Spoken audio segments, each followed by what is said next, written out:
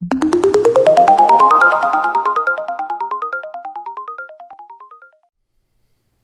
right, what's up, Internet? This is the Pop Geek Podcast coming at you today talking about Gamescom, which is the giant video game conference, which is basically the E3 of Europe, except for it's more gameplay heavy. Yes. E3 is going to show you a lot of demos, a lot of cool stuff, but it's really hands-on when you get to Gamescom over in Cologne, Germany. I'm Matt the Noob. This is Superfan Eric. What's up, guys? Adam on the ones and twos. And let's get right into it. And one of the big games I can't stop hearing about is Crackdown. Oh, yeah. I'm really excited for this game. Now, again, this skips me in my stupid world of newbieism because I don't know why I didn't get into the first Crackdown for whatever reason, but I saw the gameplay on this. It looks ludicrous. It's like you're tearing apart buildings and throwing shit into whatever. Can you give us kind of a rundown of what Crackdown is and then what you expect at Gamescom? Yeah, so the first Crackdown came out in the original OG Xbox days, and it was one of their initial IPs by Microsoft Game Studios, and it was amazing. You played as they call yourselves the agent who runs around and tries to stop gang members, and there's like 3 faction gangs in the city that you're trying to compete against. Right, it's like guns and drugs type of thing. Yeah, right? exactly. Like it's like real gritty but it's kind of goofy, right? It is kind of goofy because it's like the first game that had cell shading, kind of like it was like a cartoon game. Right? Yeah. And every time you did a certain attribute, you would level up your attribute. So if you punched a bunch of people, you get stronger. So then eventually you can pick up a car and throw it at them. Oh, cool. You know, if you jumped a lot and collected all these little green orbs, you'd get it strong enough where you can actually jump over a building, and then you can just throw grenades and shoot guns and rocket launchers, and eventually you could unlock God mode where you can have like unlimited ammo and never die and just destroy havoc on the world. I remember that was such a cool thing. There was a lot of PC games always had God mode if you could figure it out. Whatever it was. Like I used to play Rise of the Triad back in the day, and that had this super cool God mode where it was like literally I think a hand that would like shoot power and stuff and you would kill people. But yeah, Crackdown looks good. It's Xbox exclusive? Yes. Or permanent? Yes. Probably just for a while. It'll probably never come to PlayStation because it's a Microsoft IP. Okay, and that's going to be a common theme too. Is this is kind of the Xbox show? Yeah. You know, and we'll get into that in a minute. But next up is Deus Ex, which is a game I know you're super excited about. Now, I don't know much about it. I've talked to you in the past about it. It's one of those kind of.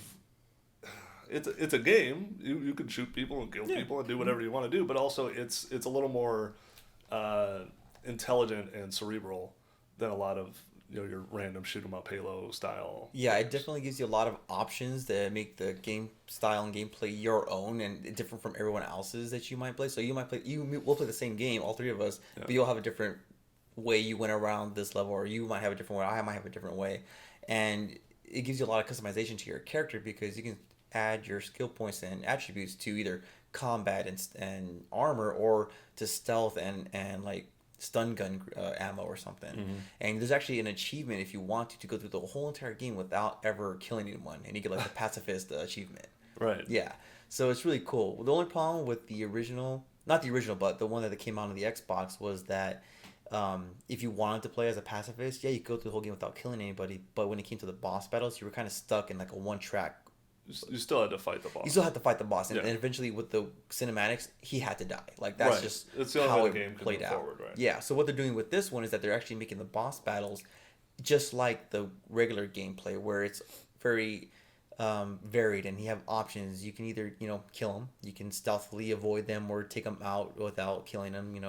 Or you can even have a conversation. They said you can talk your way out of a battle, which is kind of pretty cool. I love that that's become a thing.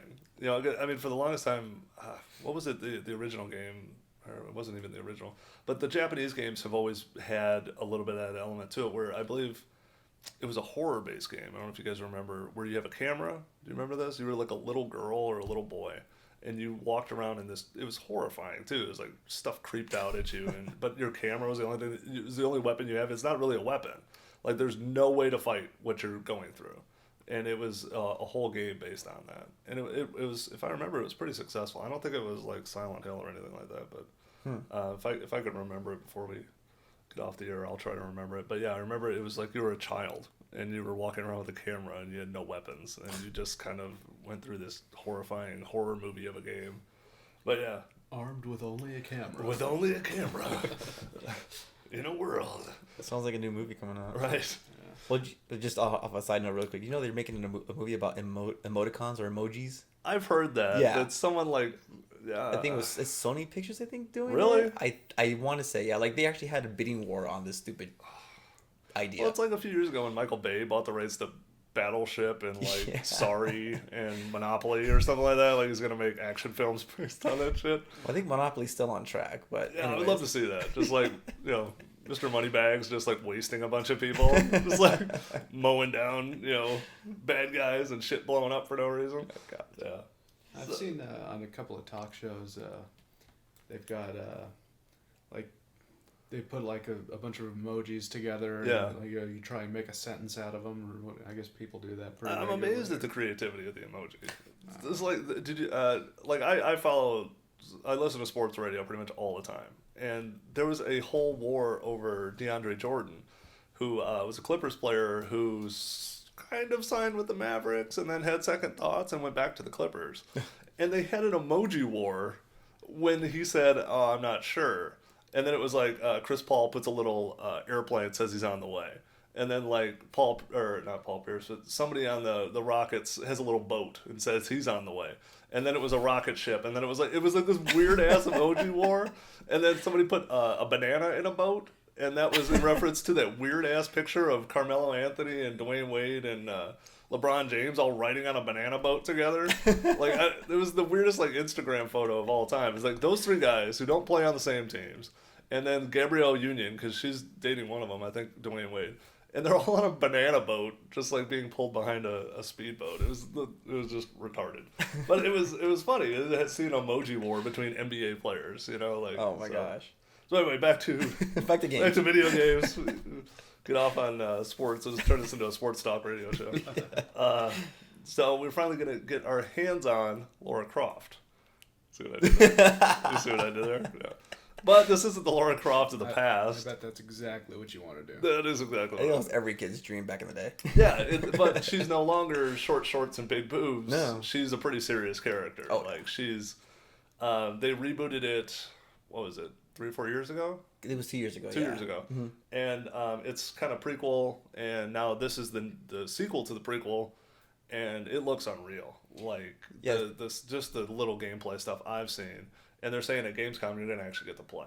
Because I don't think you could play at E3. No, E3 they had one demo that they showed on stage, and then they had an extended demo that you could watch behind the scenes or behind closed doors when you're actually walking the floor. Sure. But you couldn't play it. So this will be exciting to actually finally get your hands on it, play it, see what it feels like. Because I played the first reboot, Tomb Raider, and it was awesome. Like, I played the original ones; they were okay. They're very clanky and old school. They were. For the time. Yeah, for the time they were good. Their main thing has always been the puzzles. Yes. And a lot of people were worried when they upgraded the combat system that it was going to turn into just a fighting game. But I think they still do the puzzle system really well, and it's even more elaborate than it used to be. Yeah, when Tomb Raider came out a couple years ago, yeah, they still had the puzzles. They were actually more elaborate. You actually had to think. There was a traversal. There was an open world, so you actually got to explore and backtrack a lot. Because once you get certain upgrades, you can then go back and enter a different part of the world that you weren't capable before. Yeah. So that was cool. It wasn't just a linear, story. Mm-hmm. You were stuck in this canyon. You can actually jump around different bases and base camps and upgrade your weapons and armor and all that kind of stuff. And with the new one, it looks even better. Like, they're gonna have more crafting capabilities. The weather effects look amazing. I mean, her walking through the snow was awesome when they showed at E3. That's a weird common theme with a couple of different games, and I wonder if this is going to set the stage for a lot of other games, is that weather is going to start being part of a game. Yeah. And I think in Tomb Raider, I'm not totally sure, is one day it could be snowing, one day it could be raining. It'll kind of change as you play. I would and hope it'll so. affect GTX things had you that do. for a while. That's true. That always hit, but it was like a random effect, right? Yeah, but I mean, like, it it doesn't rain and necessarily turn dark. follow like the actual weather in LA. Right. I mean, There's no point in the weather. But in LA. no, like in the wintertime, for example, like right before Christmas, they had for a couple of weeks. It was Oh, snowing. yeah. Oh. That's right. Yeah.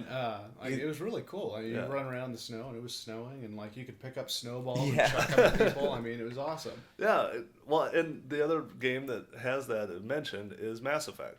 Apparently, when you're at E3 and you mention weather, someone spent a lot of time on that shit. So, and again, there's no weather in space, but you could be on oddball planets. I had a buddy that worked God for knows Disney, and he used to do special effects. He worked in animation over there. And he would do clouds and water and stuff like that. It's just, but I mean, the amount of detail that goes into that is just astonishing. Well, I remember, again, this is super random. When Shrek came out, I think it was, the hair effects on the donkey was like this massive breakthrough. And they're just like, look at the hair on the donkey. And like, then they would show the glitches when it would screw up and it would just turn into a puffball. Like, I was like, might have been cooler to do that. Now see it in 4K. Right, yeah. Yeah, but like you said, weather effects are going to be huge this generation because of the new hardware. They're capable of producing those kind of effects and have it affect the gameplay. Right, because I think it'll affect like her shot if she's using a bow and arrow or if she's using whatever. The visual and all that stuff is going to play into your effect, your shots, and make it. Again, we're just heading towards more realism. Yeah, which I think is fantastic. Which is really cool. Yeah, and it all depends when you hit that. See when you go too far, when you hit the uncanny valley or whatever it is, yeah, where exactly. it's a little too real, and you're like, all right, we got to back this off a little bit. But next up on that, and this is like kind of far from reality, but it has some reality stuff. Quantum Break, from the makers of Max Payne. So it has some similarities with Max Payne. This appears to be their kind of bread and butter is the time manipulation battle stuff. So it's a lot of like slowing down, and then there's also, I guess, guys who can speed up time and guys who can alter time in some other sort of way. But the other important thing is you're not the only one who can do it. Yeah. Your enemies can do it too, which is kind of a cool thing. Because it was more of like a defense thing for Max Payne, or maybe not defense, but it was like you're one up on everyone else to keep you from dying because you're the main character. So. Yeah, this one they actually use it more for just slowing down. You can actually use it to speed up your characters, so you can actually flash to cover and flash back, so people won't see you, or they think you're still at this other location when you've actually flash forwarded to another location. You can take them out, or you can trap certain people in like a bubble. So instead of them shooting you, they're in slow motion, and then when you shoot bullets at them, then you can instantly switch it so that the increased speed, the bullet goes full and time. then it goes full time and it kills them. Oh, okay. So there's crazy manipulation like that, or like you shoot a propane tank, but you threw a bubble over it, so it slowly explodes, and then when they come near it, you release it, and it boom explodes on them. Oh, that's cool. Yeah, so you can use it more than just slowing down your gameplay. Yeah, that's a really cool idea for just to change up the shooter-based action, and the third person on it looks cool too. Yeah, because I noticed it was it's not first person, it's that kind of over the shoulder, but the way the camera floats behind him, it's not always the same shot. Like because a lot of third persons you're always in that one angle. Yeah, and this kind of like moves around, and I think it actually helps you a lot when you're like especially picking out targets. Like cops. Yeah, kind of like cops. Should have like on location. an overweight guy running behind you with a camera. Yeah. And this will actually have like a TV element too, also to it. Yeah, I heard it's gonna be a live action show that goes along with it. And from what I heard, it's actually within game. So you'll play a level, and then it'll cut to an episode, and then cut back. And actions you do in the game, I want to say, reflect what happens in the show, and then vice versa. Do we know anything? I mean, this doesn't have a great track record of being successful. There's been, it was Defiance has it. There was a couple other ones that had the weird interaction with a TV show, and it's kind of clunky and weird. Yeah, but the problem with those was that you had to seek out the channel, first of all, separate from the game to watch it. In the game. In it, yeah. Okay. So you literally finish a level, and you watch a movie or TV show, then you come back and forth. But yeah, It's again, almost like a choose your own adventure TV show, which Yeah. I always thought is going to happen eventually. It's because we have, like, especially on network television, each network now has their 6-channel band that they have. The point 1, point 2 for anyone who still watches on antenna. But like, what's keeping them from coming up with a story that could be manipulated in that way? You could turn to point 2 if you want this to happen. You can turn to point 1 if you want this to happen. You can actually have a show play out that way. yeah. I always thought that would be an interesting way to do it. It would be very production intensive. Yes. You have to shoot 6 versions of everything, but Wayne's World did it. Yeah, the Scooby-Doo ending. Right, super happy ending. Super happy ending. So I mean that game looks pretty awesome, and I know a lot of people are super jazzed about it. I'm a little skeptical of the TV show that goes along with it. Yeah, me too. You never really know. The crossovers sometimes don't always play out, but it's good to push it and see what happens. Next up is Fallout 4, which I know is a huge game. Huge. I remember the original. I played a little bit of, I think it was Fallout Vegas. Okay, yeah, New Vegas. Yeah, it was on PlayStation 3, but very little of it. My sad gaming career. If you guys want to talk ColecoVision. Fallout or Rainbow Six? No, I think Rainbow Six had a Vegas thing too. Yeah. But Fallout had one, it was in Vegas. It was like this post-apocalyptic Vegas. Yeah. Okay. Yeah, I remember that. I never got into the Fallout franchise. I know it's huge and it's very story-driven. I think that's why I didn't get into it. Is it Xbox exclusive or is it a cross-platform? It's cross-platform, even PC also. But I did try to get into Fallout 3, but I think just because of the open landscape and how barren everything was, which I understand as the scenery. Right, it's post. Yeah. I just didn't have the patience to get into it, but this one I might pick up and get into it and try and get into the franchise because I heard it's really good and people love it. So. Yeah, like literally just watching the trailer, and I'm considering buying an Xbox at this point. Yeah. It looks that good. I know. Adam's the PlayStation holdout in this room, so. But it looks amazing. Like I mean, the look of it, the monsters, and all the crazy weird shit, and I heard it's just gonna be a lot more intense.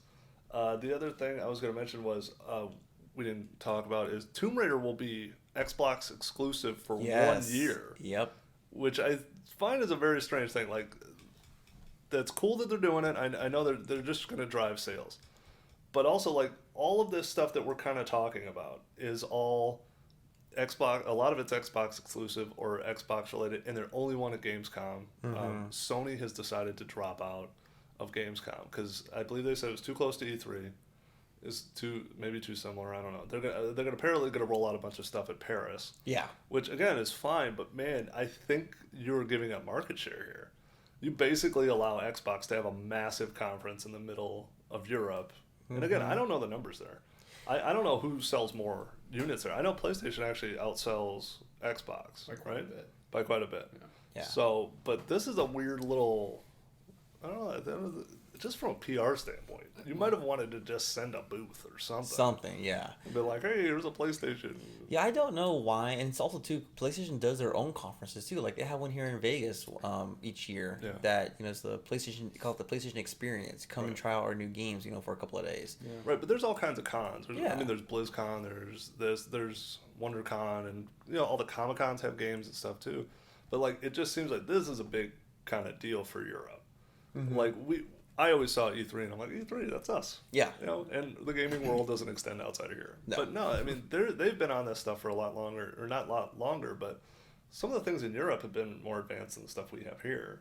Not necessarily gameplay wise, but like internet wise. A lot of some countries have like free Wi-Fi everywhere, and gaming is really intense and really big over there. And anybody who's been on probably Xbox Live and been sworn at in German could probably attest to that. Yeah, I'm sure you hear it all the time. When you screw something up in Halo or Call of Duty, get some guy yelling at you in another language. Yeah, like a lot of Eastern European people. Yeah, somebody speaking Ukrainian too. Or you get a bunch of weird insults that don't make any sense. You're like, thank you. Right. The other thing, let's see here what I got. I've skipped over 2 things. One is Metal Gear 5, but it's like 5.2.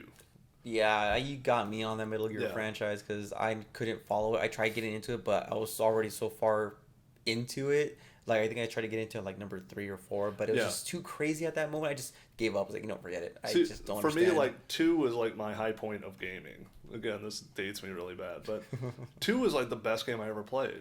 Like, it was story and it was sneaking, but it was also, you could kill people and find out puzzles and hiding and all this stuff. And I'm like, this is the coolest game. And it had weird inside jokes. Like, part 2 had all the Snake Plissken references, which were really bizarre. Like, he went by Plissken for a short period of time. So, like, it had references to goofy stuff. And I'm like, this is the coolest game ever. And then 3 came out, and I immediately grabbed it and was like, just like, bored to tears with it. And I'm just like, I can't. I can't do I think this. I still have 2 sitting in a box somewhere for PS2. 2 is fantastic, Yeah. but like 3 was just like, it's so deep, it's so big, and I'm like, Yeah, I think after this and it one, gets old. yeah, Like, I don't understand that either. And then there's new Snake, all the word names. I think what they need to do is after this one, just kind of reboot the whole franchise, start fresh, make it a little bit more accessible to the mainstream audience because it's very, Japanese and heavy influenced. And I think if they were to reboot the franchise and just kind of start from the scratch, from the beginning, you just run a whole new series, they can go get another 10 years out of this. The certain stuff that they could keep now is they went open world with it. Yeah. Which is cool. And, like, you're really allowed to be creative with how you hide. Like, they showed a little bit of the gameplay demo and stuff like that. And this is going to be a big deal at Gamescom because you'll get to play it, probably. Yeah. Mm-hmm. And you're, like, literally hanging off walls and climbing up something and hanging onto it while a guy walks underneath you. And, like, I mean, it's... Again, it's a cool game, and again, it has weird comedy elements when you need a player to go away, like your dog, who's an AI dog. Yeah. You put him on a balloon, and then the plane comes by and takes him, and he just, like, disappears off the screen, which I was awesome, because it's such a serious-ass game. Yeah. But you also got that hot chick with the sniper rifle that's backing you up, I mean... That was such a bizarre choice. Like, here we go, here's a girl in a bikini who's your backup for an assassin. We're like, all right, I'm pretty sure only dudes played this game anyway. But yeah, just like drive that home. It's like Fiona on Burn Notice. Right. Yeah, a lot like that, actually. Yeah. So then, so again, we're talking a lot of Xbox, a lot of that stuff, and you can't do that without talking about Halo. Yeah, of course. Halo 5's coming out. Huge. I'm excited. Can't wait. Now, do you remember the drop date? Was it November? It's something like, or October? November 25th, I think it is. Yeah. Does that sound right? That sounds right. Oh, wait, no, that's Battlefront. Although Yeah. Halo, I think, is right around the same time. Well, either way. But it's coming out soon. Now, for the newbie and for anybody else, can you walk us up to the storyline as it sits right now? Oh, man, that's going to take a while. Well, I mean, just maybe recap because I know, what I know is that Master Chief's kind of getting pushed aside a little bit. Yeah. And it's now there's going to be this rift as to whether or not he kind of joins up with Covenant in order to make some shit happen. Also, random side note, is Nathan Fillion in this? He is. He is in that? He is in this, yeah. And I'll explain why for that. I was like, man, that weird character looks a lot like Nathan Fillion. And I'm like... So the initial release date is going to be October 20th this year. And basically what happens is throughout the series, it's always Master Chief and then his AI companion Cortana have fight against the war against humans versus Covenant, which is an alien race. Is that why Microsoft uses Cortana? Yes. Now they switched over to Cortana. Yeah, it's amazing. And throughout their battles, they've destroyed the Covenant. They've stopped them from releasing the Halo rings, which in essence destroys all of organic matter because there's this new creature called the Flood that is housed on the rings that just devour organic life. Okay. And so their way of purging the Flood is to kill all organic life. Oh, and the Covenant think it's some kind of symbolic ritual that'll get them to cleanse the world and send them to the Holy Land. Okay. So that all happens, and then in the fourth one, you're introduced to the Forerunners, which is the ancient alien. You call them first beings or first civilizations that created everybody. Oh, okay. And the humans are kind of descendants of the Forerunners, and they will, in their plan, humans will eventually evolve to take over the mantle of controlling the universe, pretty much. Okay. And Master Chief gets introduced to the Forerunner technology and all this stuff, and at that time is when you realize Cortana gets rampant and he kind of loses her. So in number 5, it's kind of like his quest to find her, to save her and recreate her, but at the same time he kind of goes AWOL because no one else believes him about the Forerunners, and he's out there to try and stop them by himself or figure out what's going on. So basically he's almost now against his own people. Exactly. Yeah. So that's why he has to team up with his old team, the blue team, and then they send Captain Locke after him, which is joined up with 2 characters plus Buck, which is Nathan Fillion's character, and he's actually from ODST, their little spin-off game in between 2 and 3. Well, actually, it was after 3, but it took place in between the second and third game. And he was at the time an orbital drop shock trooper, but what was great about that game was that it is actually the first game to focus around a team of different characters, different skill sets, and Nathan Fillion's character Buck was the leader. Okay. And he just had, like Nathan Fillion does, those quick one-liners, great dialogue. Mm-hmm. And so now in this one, he's actually been promoted to a Spartan 4, so now he's at that same level as Chief. Oh, okay, so he's running it. Yeah. Running the force against him. Oh, that's quite cool. All right, so that's the setup for 5. Yes. All right, cool.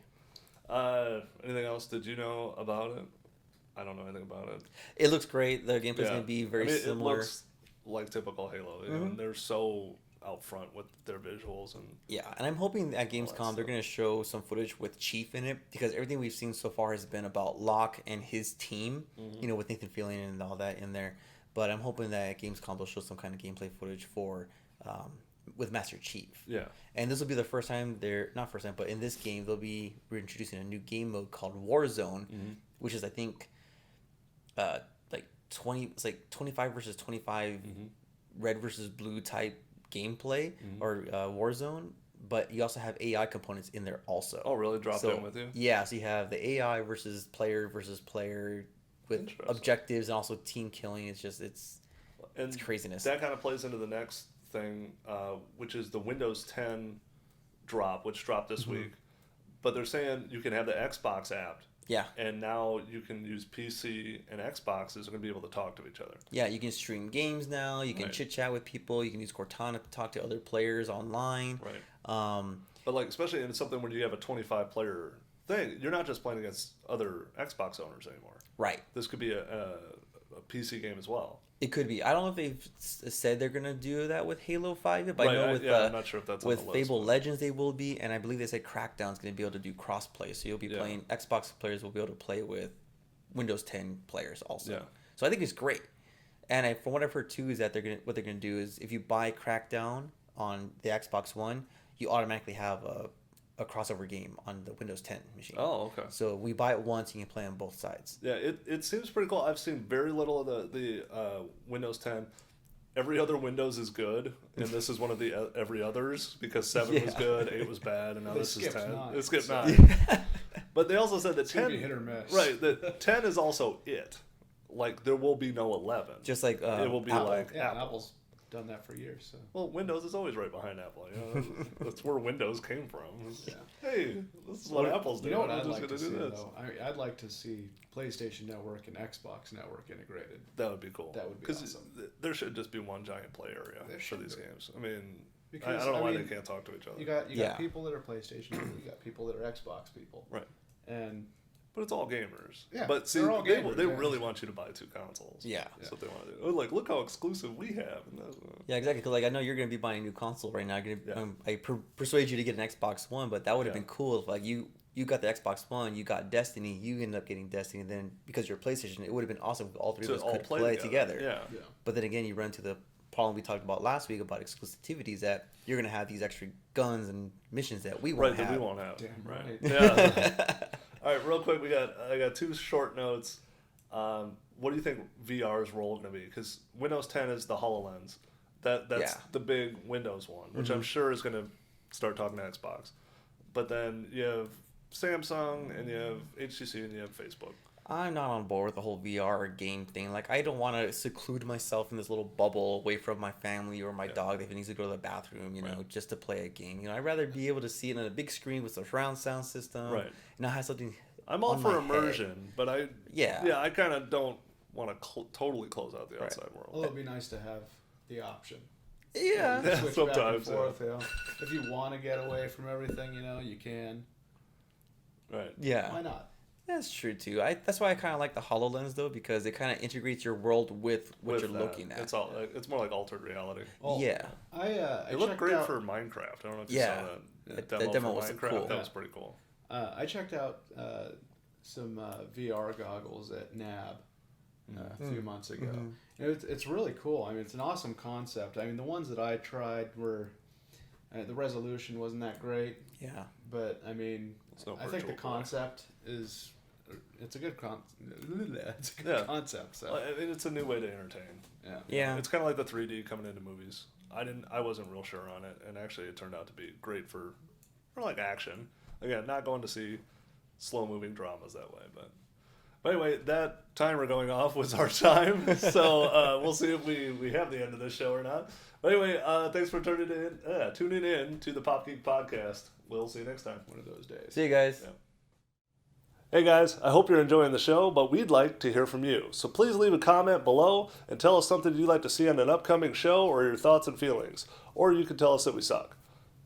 Maybe don't do that, because we're a little fragile.